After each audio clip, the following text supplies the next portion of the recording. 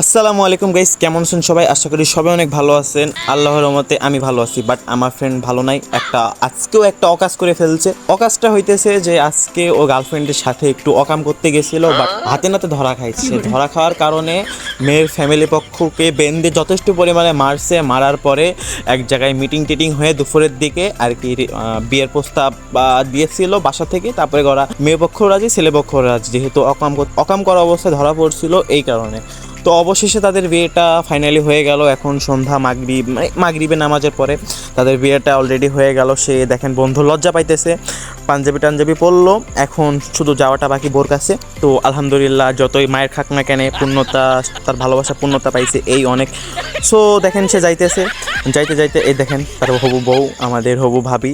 তো ভাবিটা একটু বয়সে ছোট হতে পারে ওর থেকে, বাট ভালোবাসা তো ভালোবাসা, ভালোবাসা বয়স দেখে হয় না। সো আমার বন্ধুর জন্য অনেক অনেক দোয়া রইল, সেজন্য এই লাইফে অনেক খুশি থাকতে পারে। আর এই ধরনের নেক্সট এই ধরনের ভুল যেন কেউ করবেন না, এই ধরনের ভুল ভাই কেউ করবেন না, আমি আপনাদের কাছে রিকোয়েস্ট করতেছি। সো এই ধরনের ভুল কেউ করবেন না, এই ধরনের ভুল কেউ করবেন না। দেখেন দুইজনকে কেমন লাগতেছে, এটা সম্পূর্ণই বাল্য বিবাহ। তো আমি বাল্য বিবাহের বিপক্ষে, বাট ধরা খাইছিল, কিছু করার নাই। সেই কারণে বাধ্যতা হয়ে আমি বা আমরা বা তার ফ্যামিলি মানুষজন বাধ্য হয়ে তাদের বিয়েটা দিয়ে দিল এই ছোটো বয়সে। তো আপনারা যত যাই হোক ওদের জন্য দোয়া করবেন, যাতে ওরা এই বিবাহিত জীবনে সুখে সংসার করতে পারে।